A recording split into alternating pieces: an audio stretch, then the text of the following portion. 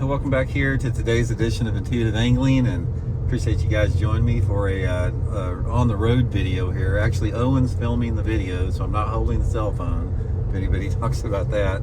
But anyway, guys, I want to talk about, I can tell within the first 10 minutes how good an area is. I want to give you guys some tips and advice on how you can quickly tell if you need to get out of an area or stay fishing an area. There's a lot of ins and outs to this. This is something that I've sort of formulated over like fishing for the past 40 years, but I'm gonna give you guys some good tips and advice on how to quickly decide if you need to pick up that trolling motor and leave, or you need to keep fishing. So we'll get into that here in today's video. Also, guys, for getting started, man, thank you very much for everybody that's taking time to hit that subscribe button here to the channel. It's free and easy to do so. Really appreciate that. Also appreciate everybody that stepped up and joined as a channel member. If you've never been a channel member, guys, just go to my YouTube homepage and hit the join button for information. Channel members get extra private videos every week that aren't seen by the public. I sort of save it for my more juicy tips. And then also you get access to my bi-weekly private live stream for channel members only. So you can do that by just hitting that join button. I really appreciate that. Okay, let me tell you guys a couple different secrets about how you can tell real quick how good an area is or what you need to do with that. First of all, before I get into some of the details with it, here is how you have to feel about an area. Now, this is sort of a thing that your instincts and your intuitions can tell you. It's like when you pull up to an area, if you don't feel like every single cast that you make, you're not expecting, or that you're expecting. I mean, you should. Let me rephrase that. You should feel every single cast that you make that you are expecting to get a bite. Like at any second, when you make that cast, as soon as you start bringing your bait in, you're expecting to get a fish every cast. If you don't feel like that, if you feel like you're just casting and you don't really have a good chance of catching one, you need to either leave your area or you need to change your bait. This is so critical with that. You should every cast feel that you're expecting to get a bite. And this is one of those things that I talk about that a lot of people don't understand. It's sort of a primal instinct that we all have. It's the same thing. Let me give you a prime example. It's like, how do you know, like, how does a bird know? When a bird is a little bitty bird and it eats seeds, how does a bird know what is a poisonous seed and what's not a poisonous seed?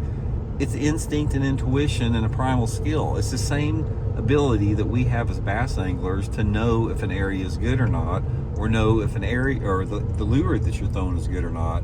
So as soon as you have that feeling that you just, man, I feel like I'm casting into a bathtub here, I don't really feel like I'm going to catch one, you have to make some type of an adjustment. Make a color adjustment, lure adjustment, area adjustment. So that's the first thing. The next thing you have to do is, like, how you can quickly assess how good an area is take note of everything that surrounds that particular area. Take note of the cloud condition, the sky condition, the water clarity, the wind speed and the wind direction. How does it feel? I mean, is there a lot of activity on the bank? A lot of times the activity on the bank or the shoreline is a real good indication of how active it is underneath the water. For example, if you get up on the shoreline and you see bluegills swimming along the bank, or you see minnows swimming along the bank, or you hear a bunch of squirrels rustling in the woods over there, nature in general, the activity that nature shows will also be a good indicator if the bass is biting very good. So that's another thing that I really do with it. The next thing that I'm really trying to determine and analyze about, I can tell real quick if an area is going to be good or not, is you have to accurately assess the potential of that area that you have to catch fish.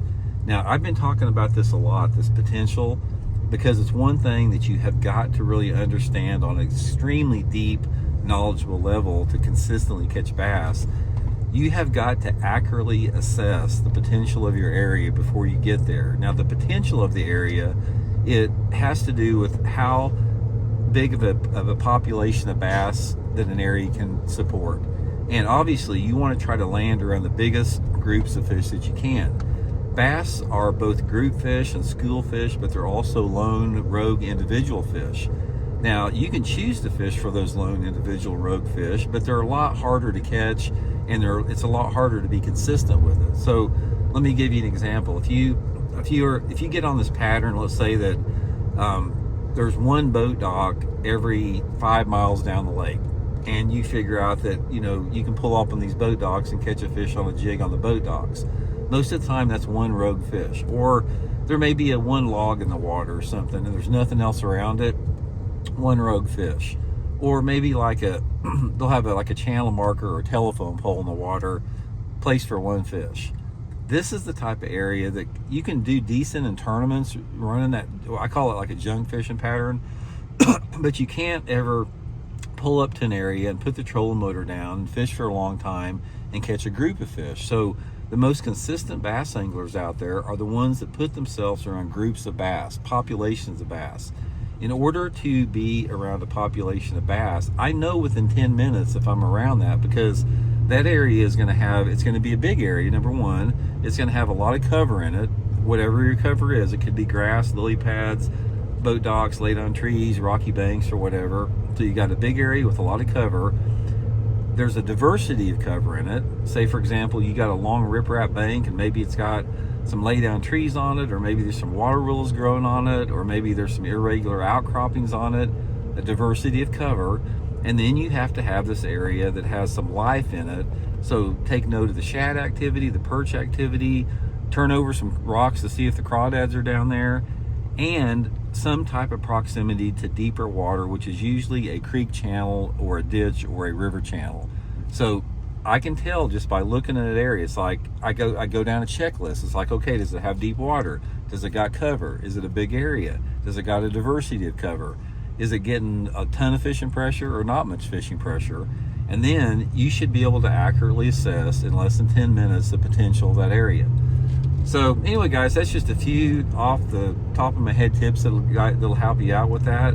But the main thing is I want to reiterate in this particular video is pay attention to how it feels when you are in a spot. It needs to feel good. You need to feel like you're in the right spot. You need to feel like every single cast you're going to get bit. If it doesn't feel right, pick up that trolling motor and go to another spot until you get onto a spot that feels right. So anyway, I hope it helps out. Talk later.